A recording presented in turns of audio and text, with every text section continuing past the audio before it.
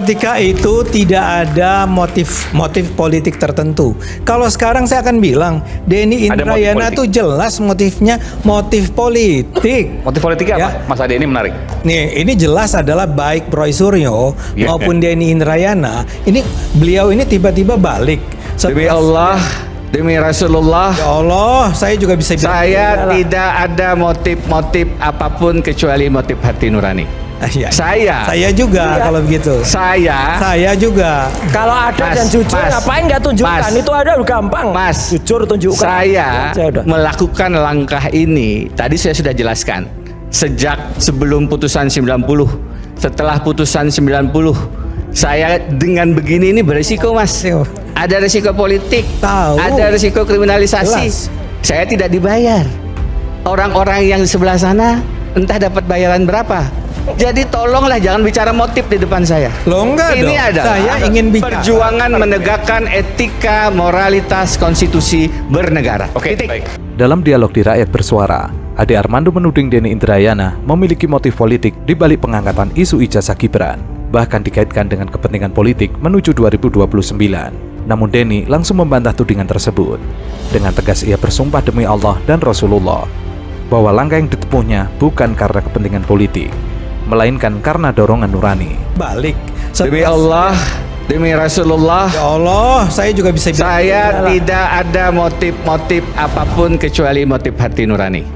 Saya juga kalau begitu. Saya juga. Kalau ada dan jujur, ngapain nggak tunjukkan? Itu ada gampang. Mas, jujur tunjukkan. Saya melakukan langkah ini, tadi saya sudah jelaskan. Sejak sebelum putusan 90, setelah putusan 90, saya dengan begini ini berisiko, Mas. Ada risiko politik, ada risiko kriminalisasi. Jelas. Saya tidak dibayar. Orang-orang yang di sebelah sana entah dapat bayaran berapa. Denny mengatakan dirinya justru mengambil resiko besar karena isu tersebut berpotensi membuatnya dikriminalisasi. Ia juga menegaskan tidak mendapatkan keuntungan finansial dari langkah yang dilakukannya. Menurut Denny, berbeda dengan mereka yang menjadi relawan Gibran maupun Jokowi hingga pihak yang menjadi penasihat hukum. Mereka mendapatkan bayaran, dirinya memilih berjalan dengan resiko sendiri. Bagi Denny, kepentingan menghadapi resiko tersebut tidak mungkin muncul jika tidak didasari hati nurani dan keyakinan terhadap apa yang sedang diperjuangkannya. Ini bicara jadi agak panjang nih ya. Iya, oke, silakan. Dalam pandangan saya, apa yang terjadi saat ini adalah upaya secara serius untuk mendelegitimasi keluarga Pak Jokowi. Jokowinya, Gibrannya, Kaisangnya. Itu harus dihajar terus. Tujuan akhirnya adalah 2029. Ya, Anda ini sudah bertahun-tahun ada di Australia. Saya tanya tadi kenapa Sebentar, ini kita bicara dulu. Enggak, saya tujuannya 2029. Bagaimana logikanya coba? Jadi gini, sekarang kita bicara politik ya. Iya, nggak apa-apa. Sekarang ini Pak Jokowi kembali menempati posisi yang penting dalam dunia politik Indonesia. Oke. Sekarang Pak Jokowi sungguh-sungguh kembali berpolitik. Oke. Ya, dia akan menjadi salah satu tokoh yang mungkin sekali akan menjadi orang penting di PSI misalnya. Ya, ini tujuannya adalah ke arah 2029. Oke. Entah itu pemenangan Prabowo Gibran, entah mempertahankan Gibran, atau juga mengangkat PSI kan. Ya, ini menjadi bahaya buat banyak pihak. Saya melihat secara kontinu ada berbagai pihak yang terus-menerus berusaha menghabisi baik Pak Jokowi maupun Gibran maupun kemudian Kaisang dan PSI-nya. Di segmen lain, Ade Armando kembali mencoba menjelaskan dugaan motif politik di balik isu ijazah Gibran. Menurut Ade, persoalan ini tidak bisa dilepaskan dari peta politik menuju 2029. Ade menyinggung kemungkinan nama besar keluarga Jokowi sedang berusaha dijatuhkan. Terlebih jika Jokowi nantinya mengambil posisi sebagai pembina Partai Solidaritas Indonesia atau PSI. Pernyataan tersebut langsung mendapatkan respon dari Roy Suryo. Saya nggak mau sebut siapa yang berada di belakang Bung Denny dan Tapi ada. Roy Suryo. Tapi kalau kita Tapi ada. hampir pasti ada kalau dalam pandangan saya. Ada orang di belakang itu. Bentar Mas Aiman. Kita itu bicara masalah orang tuh yang diuji kata-katanya jujurnya atau enggak. Dulu ada yang bilang, saya habis ini mau istirahat, ngomong cucu di Solo, kemudian saya akan lihat. Nyatanya orang itu nggak jujur. Orang itu bohong sekarang. Anda juga nggak jujur, Roy. Makanya. Anda itu lebih nggak jujur dari orang-orang nggak jujur. Anda yang nggak jujur. Orang panutan Anda nggak jujur sama sekali. Sekarang Udah, kalau diikuti anaknya, kalau anaknya jujur, tunjukkan saya ijazah selesai. Bulet-bulet kayak bapaknya mau bikin cari ijazahnya, bikin reunian, cari ininya, bikin surat-surat yang nggak jelas. Mana? Kejujuran, dan makanya kalau nggak jujur nggak usah dipilih. Rakyat Indonesia dengar, nggak jujur nggak usah dipilih. Udah jelas aja sekalian. Dan itu gampang. Udah Ya kan, jelas. memang nggak usah dipilih. Wong Pak Jokowi nggak akan maju lagi. Loh, ya kan? anaknya. Nah, Apa? iyalah. Ya.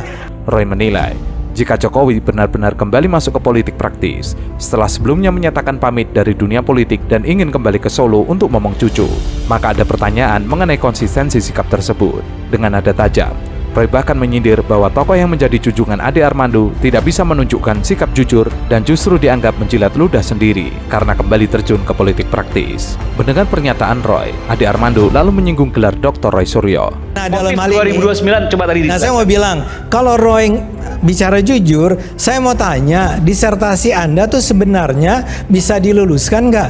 Anda itu Ini orang nggak bisa. ketika menjadi Gampang banget. mahasiswa UNJ, Gampang banget, konyol. Anda itu sedang dalam penjara. Konyol banget. Itu harus dibatalkan. Nggak Ya bisa, aturan itu nggak ada. Betul. Nggak ada itu. Betul. Jadi, Dengan mudahnya Anda- saya tunjukkan nih transkripnya. iya itu 3,86 jelas UNJ. Nggak usah susah-susah. Makanya Semua ada dipertanyakan. penanda tangannya. Mana Jokowi bisa nunjukkan tanda tangan kayak Makanya gini? dipertanyakan. Nggak ada. Kok bisa-bisanya orang di Coba yang penjara? dipertanyakan nanti akan ngalami orang-orang itu. Orang yang di Dengarkan penjara saja. kok menyelesaikan Apalagi disertasi? Anda nggak jelas. Nggak Aduh, bisa Kita Anda. kembali Mas. Ade mempertanyakan keabsahan gelar S3 Roy karena proses pendidikannya disebut berlangsung ketika Roy sedang menjalani masa tahanan. Namun Roy Suryo tampaknya sudah menyiapkan jawaban. Ia kemudian menunjukkan ijazah doktoralnya, tepat di hadapan Ade sambil menegaskan, nilai S3 saya 3,86. Roy seolah ingin menunjukkan bahwa status hukum seorang tidak serta-merta menghapus haknya untuk memperoleh pendidikan. Secara konstitusional, Undang-Undang 1945 Pasal 31 Ayat 1 menegaskan bahwa setiap warga negara berhak mendapatkan pendidikan. Ketentuan itu diperkuat Undang-Undang Nomor 20 Tahun 2003 tentang Sistem Pendidikan Nasional Pasal 5 Ayat 1 yang menyatakan setiap warga negara mempunyai hak yang sama untuk memperoleh pendidikan yang bermutu.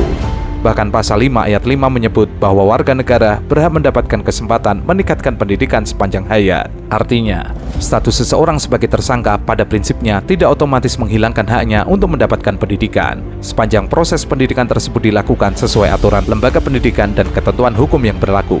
Tanda 2029 itu diganggu supaya Pak Jokowi dan PSI-nya tidak semakin naik. Menurut Anda itu? Gibran, bukan Pak Jokowi ya? Iya, maksudnya Pak Jokowi kan sekarang berkampanye untuk PSI, boleh saya katakan itu? Oh iya. PSI, PSI-nya Kaisang, Gibran, Tidak semakin naik. besar, ya. Besar. Gelibet omongnya bingung gitu. Gelibet. Nggak, dia agak bodoh, dia kurang ngerti. Jadi saya maafkan. Oh, adalah Ade Armando ini apa? Tanda 2029 itu diganggu supaya Pak Jokowi dan PSI-nya tidak semakin naik. Menurut Anda itu? Gibran, bukan Pak Jokowi ya? Iya, maksudnya Pak Jokowi kan sekarang berkampanye untuk PSI, boleh saya katakan itu? Oh iya. PSI, PSI-nya Kaisang, Gibran, Tidak semakin naik. besar, ya. Besar. Gelibet omongnya bingung gitu. Gelibet. Nggak, dia agak bodoh, dia kurang ngerti. Jadi saya maafkan. Oh, adalah Ade Armando ini apalah, udahlah. Parah ini. Oke. Polemik mengenai riwayat pendidikan Wakil Presiden Gibran Rakabuming Raka kembali menjadi sorotan. Kali ini, pakar hukum tata negara Denny Indrayana mulai menelusuri lebih jauh pendidikan Gibran di Australia. Denny mempertanyakan dokumen pendidikan yang menjadi dasar penyetaraan pendidikan Gibran dengan jenjang SMA di Indonesia. Seperti diketahui, berdasarkan dokumen yang selama ini diberitakan, Gibran pernah menempuh pendidikan di UTS Inshat, Sydney, Australia. Surat keterangan dari Kementerian Pendidikan dan Kebudayaan tertanggal 6 Agustus 2019 menyebut Gibran telah menyelesaikan pendidikan grade 12 di UTS Inshat Sydney pada tahun 2006 dan dinilai memiliki pengetahuan yang setara dengan lulusan SMK Pemitaan Akuntansi dan Keuangan di Indonesia. Ya, permainan kata-kata semacam ini sebagai langkah advokasi boleh lah. Tapi kita sama-sama tahu, Mas Ade, yang saya maksud bukan itu. Yang kita maksud bukan itu. Persyaratannya yang ini. kita Ini maksudnya, mintakan di sayembara ini adalah bukti bahwa Mas Gibran memenuhi syarat SLTA sebagaimana yang diatur dalam Undang-Undang Pemilu. Ini Mas Denny ya? Atau Itu sederajat. Mas Denny, Ini. coba. Persis, Oke, persis. Foto paspor adalah. Ketika Ya, boleh nggak saya kembali? ketika ada surat keterangan yang menyatakan setara dengan SMK, dasar ijazah menyetarakan itu mana? Yang mana Mas ini? Sebentar. Yang mana? Surat izin belajar untuk WNA. Yang paling mudah Yang nih, paling- oke. yang paling mudah mana nih? Ijazah SMA-nya mana? Itu Ijazah SM, Yang F. Udah Ijazah. dari jauh. diploma atau diploma, Nah, sertifikat. itu yang paling ijazah mudah. diploma sertifikat F. Di F UT itu kan aja yang ada. dijadikan surat ini mengatakan Iya. di UTS Insert itu dia setara dengan sekolah menengah Grade 12. kejuruan, ya kan? SMK maksudnya SMA nih. Ya, Tapi untuk dia ada setara ini, dokumen-dokumen yang bisa menjadi setara kan paling gampang Oke. adalah ijazah.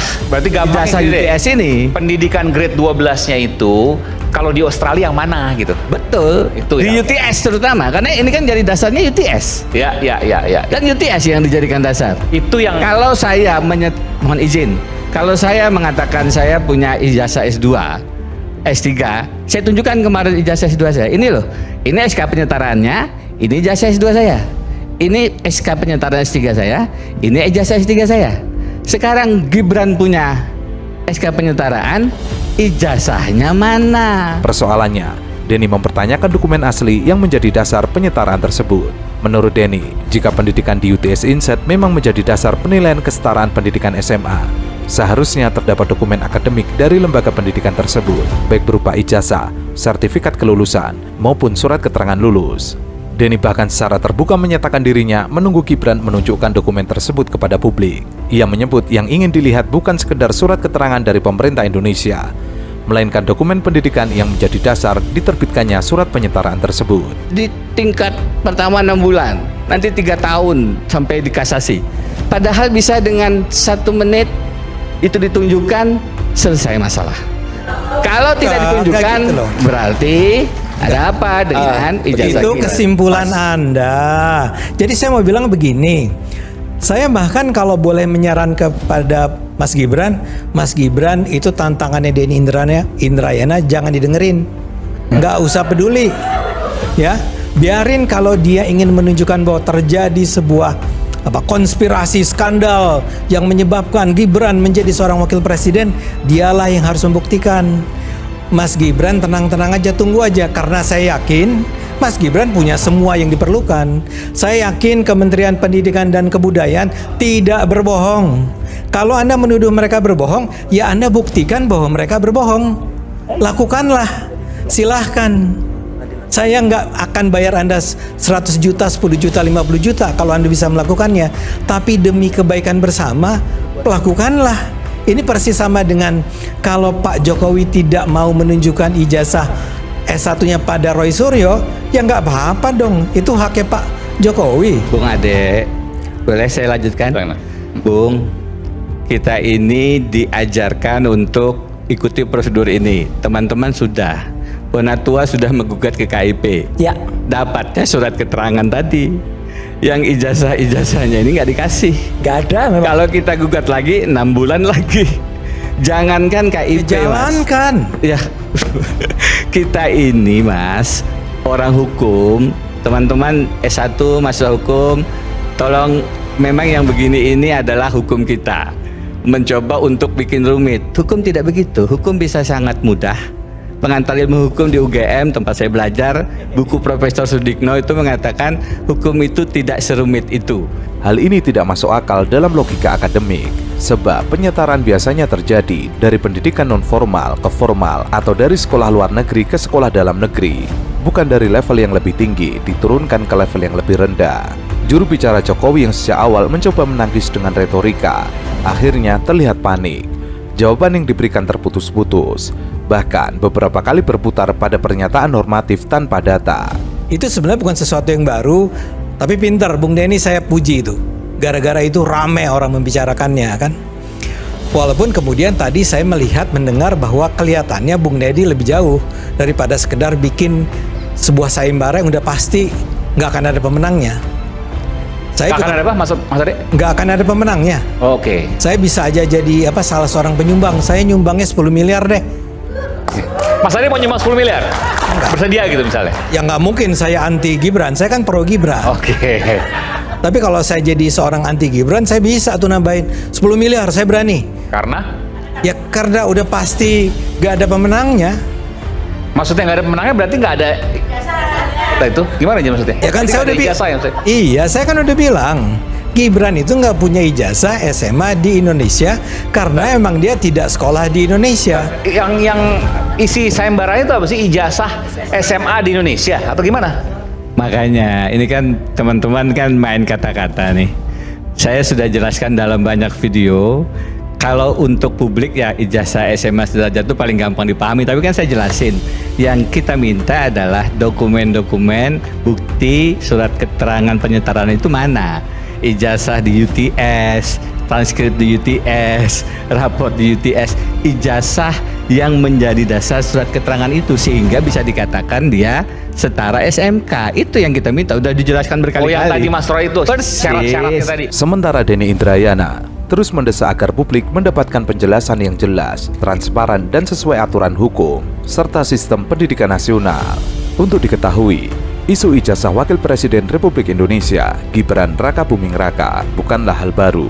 Sejak masa kampanye Pilpres 2024, riwayat pendidikan putra sulung Jokowi ini sudah menjadi bahan perdebatan. Gibran mengklaim lulus dari Management Development Institute of Singapore di Singapura dengan gelar sarjana manajemen. Namun tudingan muncul bahwa ijazah S1-nya bermasalah, termasuk penyetaraan dari Direktorat Jenderal Pendidikan Tinggi yang dianggap tidak logis karena latar belakang pendidikan SMA-nya yang dipertanyakan.